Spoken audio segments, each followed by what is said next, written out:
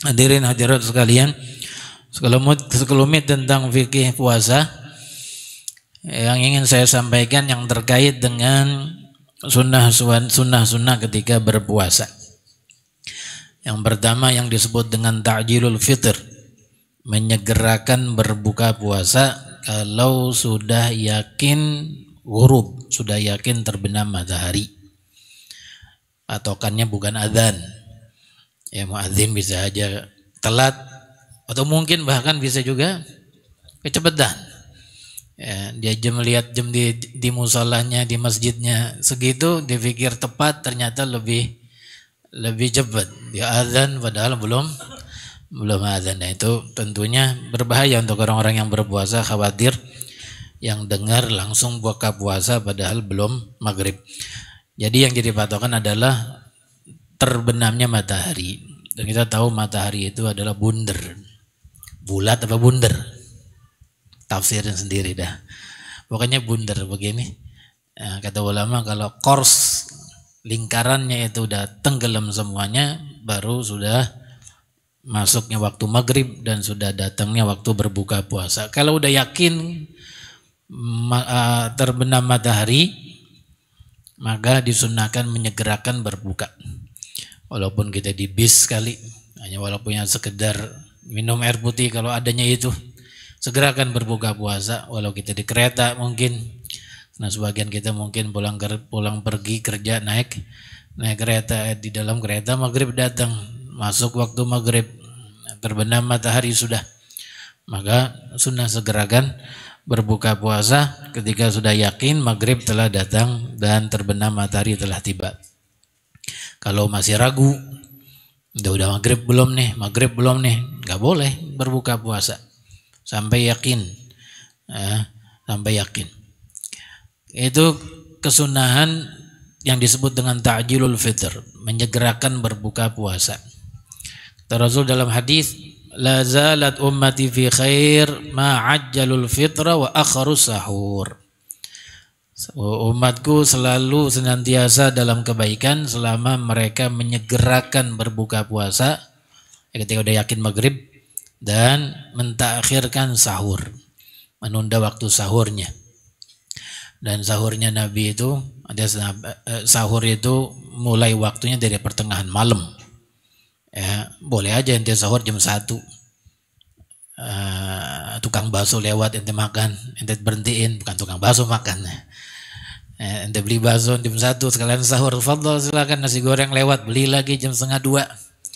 Niat sahur, udah masuk waktunya silakan. Tapi afdolnya ditunda dulu, ditunda sampai menjelang sebelum azan 20 menit seperti yang diperkirakan oleh ulama, karena Nabi itu sahurnya antara sahur beliau dengan azan maghrib, azan subuh itu sekedar bacaan 50 ayat yang mu'tadilah, yang sederhana, ayat gak terlalu cepat bacanya, normal aja. Dan itu diperkirakan 20 menit. Nah, itu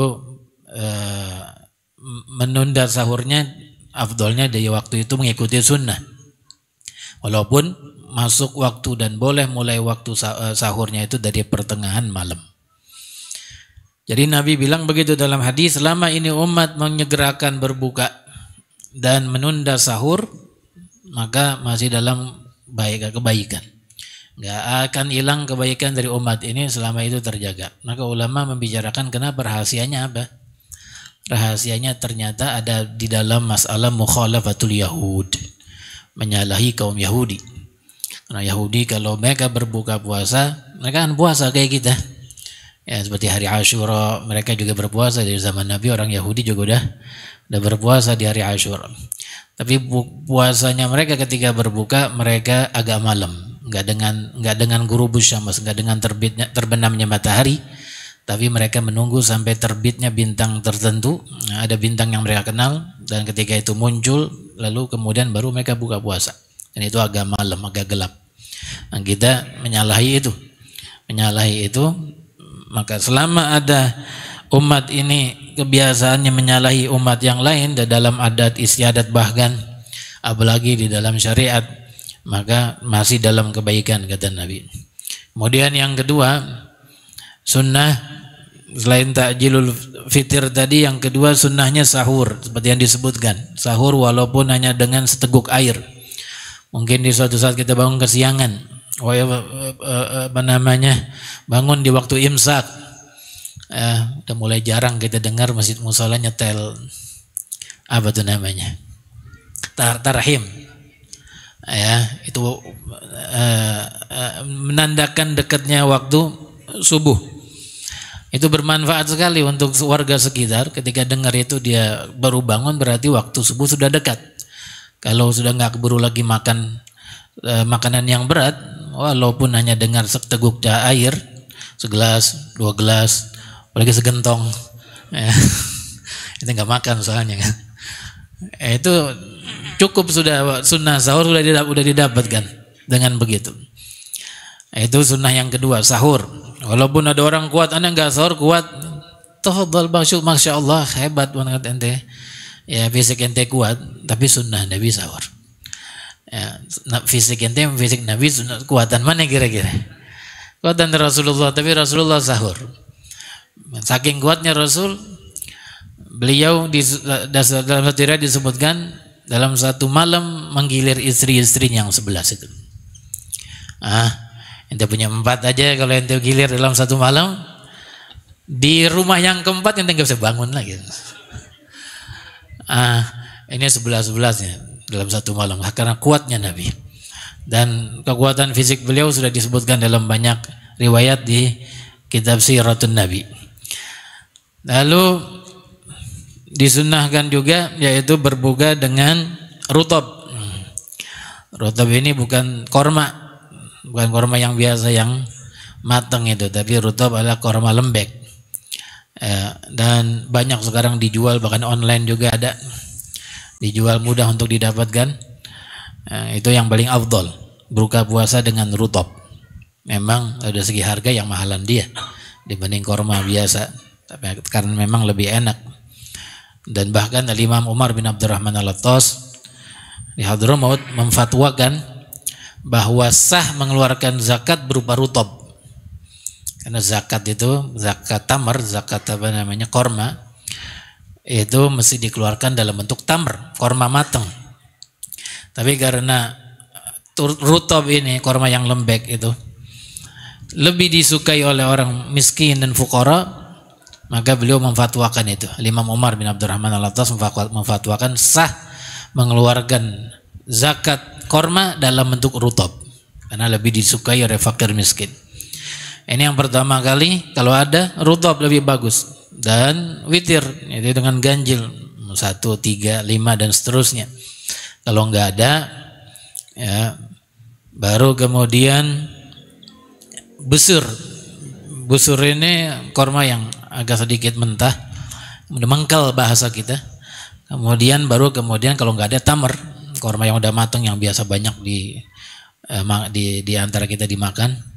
Kalau nggak ada tamar, baru air zam-zam. Nah, ini agak sulit di kita. Kecuali kalau ada orang pulang umrah, pulang haji, boleh kita dapat.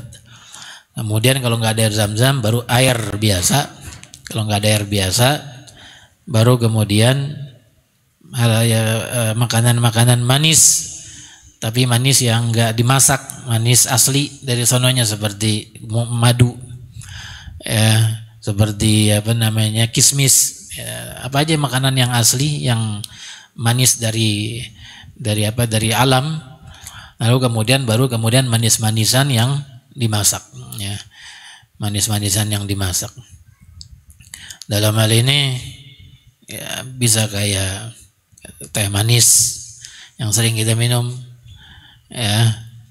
Nah, itu paling ujung, itu paling akhir. Kalau nggak ada yang lainnya udah paling akhir itu. Tapi yang paling afdol, yang paling dikedepankan adalah rutab, yaitu korma empuk, korma lembek. Kemudian yang juga perlu kita perhatiin adalah berbuka puasa dengan berdoa, membaca doa ketika iftar, ketika sudah berbuka puasa. Jadi batalin, lalu kemudian baca doanya. Allahumma laka sumtu wa bika amantu wa ala rizqika aftartu dhahabat dhama'u wa abtalatil uruq wa thabatal ajru insyaallah. Itu ada dalam riwayat Abu Daud. Kalau ada yang mengingkari doa yang abtalatil uruq wa thabatal ajru insyaallah, pengingkarannya enggak benar karena ada riwayatnya. Kemudian di dalam sebuah riwayat juga disunahkan baca Allahumma ya azim ya azim ya azim la ilaha ghairuk ighfir li dzambal azim fa innahu la yaghfiru dzambal azim illa al azim. Dibaca diulang 3 kali ketika berbuka puasa. Adilahnya dan keutamaannya baca doa itu ketika berbuka puasa, bahwa dosa kita diampuni Allah Ta'ala, dibersihkan seperti kita baru lahir dari orang